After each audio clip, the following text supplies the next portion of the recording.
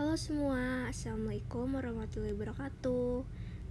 Masih dengan saya, Kayla Firenza dari kelas 10D, absen 17. Untuk kali ini, saya akan mempresentasikan materi yang berbeda. Jadi kali ini saya akan mempresentasikan tentang Sistem Informasi Geografis atau yang biasa disebut juga SIG.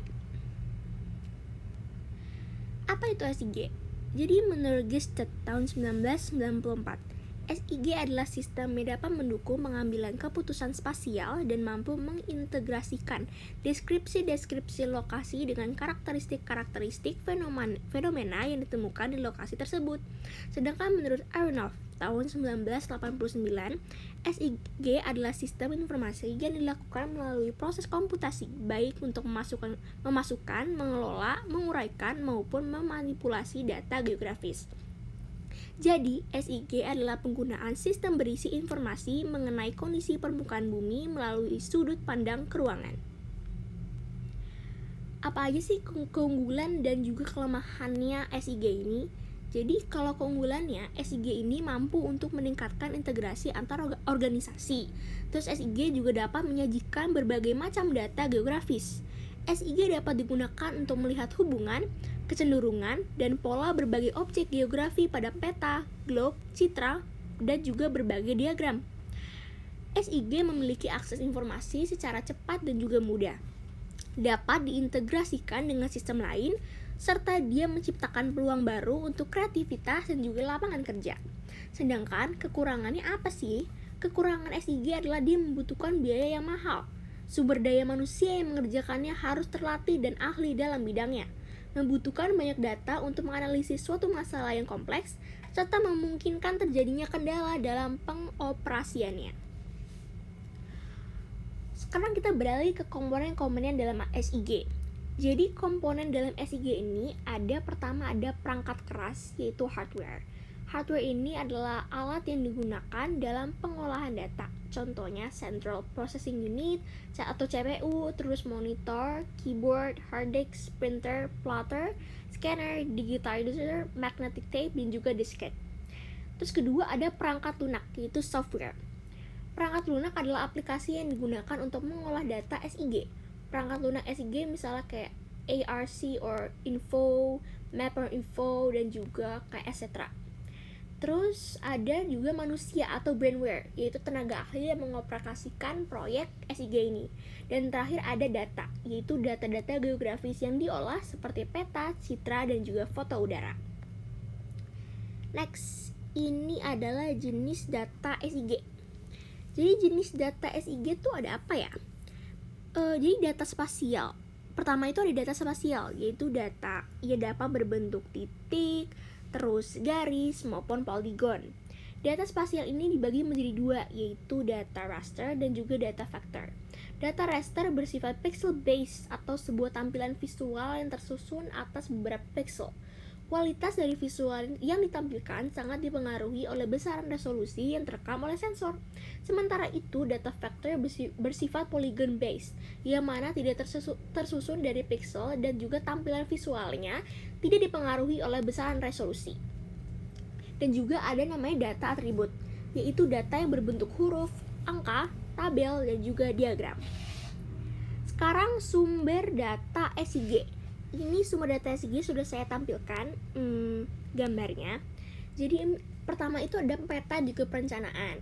Ada juga data dokumen, wawancara, pengamatan lapangan, penginderaan jauh, fotogrametri, serta data digital. Nah, tahapan kerja SIG itu apa aja sih? Jadi SIG ini punya sekitar 4 tahapan. Pertama itu adalah tahap pemasukan data, yaitu data yang dapat diolah SIG yaitu berupa data spasial yang mempunyai keterangan posisi geografis, dimensi ataupun ukuran, dan juga beberapa karakteristik objek alam atau buatan manusia di permukaan bumi. Kedua ada tahap pengolahan data.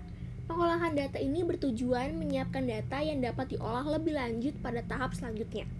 Misalnya ada pemodelan dilakukan dengan membuat konsep analisis untuk mendapat informasi baru, serta pemodelan memperlakukan data untuk analisis sesuai keinginan pengguna. Terus ketiga, itu ada tahap manipulasi dan analisis data. Pada tahap manipulasi dan analisis data ini terjadi proses pembentukan peta baru yang telah diolah secara manual atau digital. Dan terakhir adalah tahap keluaran data, yaitu pemberian layout peta dan juga penataan data yang dihasilkan merupakan kegiatan pada tahap keluaran data. Data yang telah diolah melalui proses analisis SIG akan menghasilkan informasi spasial baru. Terus ada juga namanya analisis SIG. Nah, analisis SIG ini pertama ada analisis overlay, yaitu dia menggabungkan minimal 2 peta atau lebih sehingga menjadi peta yang baru. Terus ada analisis buffering, yaitu dilakukan untuk melihat jangkauan ataupun range dari suatu objek yang biasanya berupa objek titik ataupun garis. Terus ada jaringan atau network, yaitu menganalisis suatu jaringan. Terus ada klasifikasi, itu dilakukan dengan cara klasifikasi objek berdasarkan variabel ataupun indikator tertentu. Dan terakhir ada analisis 3 dimensi, yaitu analisis objek untuk melihat kondisi topografi suatu wilayah dalam bentuk 3 dimensi dengan menggunakan data ketinggian tempat ataupun garis kontur. Dan juga ada analisis tetangga terdekat, yaitu analisis hubungan, pola atau fenomena antar objek yang berdekatan. Sekarang terakhir itu kita bakal bahas tentang pemanfaatan SIG. Dan ternyata SIG ini dia memberi manfaat yang banyak banget untuk kehidupan kita sehari-hari. Misalnya untuk transportasi, dia bisa untuk pembangunan sarana dan prasarana transportasi darat, laut maupun udara. Terus juga bisa untuk penentuan jalur alternatif untuk menangani kemacetan loh. Terus kedua ada inventarasi sumber daya alam. Dia ada inventarasi sumber daya hutan, sumber daya tambang, bahkan bisa memantau sumber daya lahan. Terus ketiga ada untuk lingkungannya. Lingkungan itu dia ada pembuatan peta, kayak misalnya perencanaan dan implementasi kebijakan di bidang lingkungan seperti peta pajak dan juga perdagangan karbon. Terus ada penyedia data yang ngasih data tentang berbagai kondisi lingkungan. Terus ada juga untuk kesehatan. Dia penyedia informasi berbagai fasilitas kesehatan di suatu wilayah. Dia bisa menjadi pemantauan pola distribusi penyakit dan juga bisa perencanaan pembangunan fasilitas kesehatan. Untuk kebencanaan juga bisa.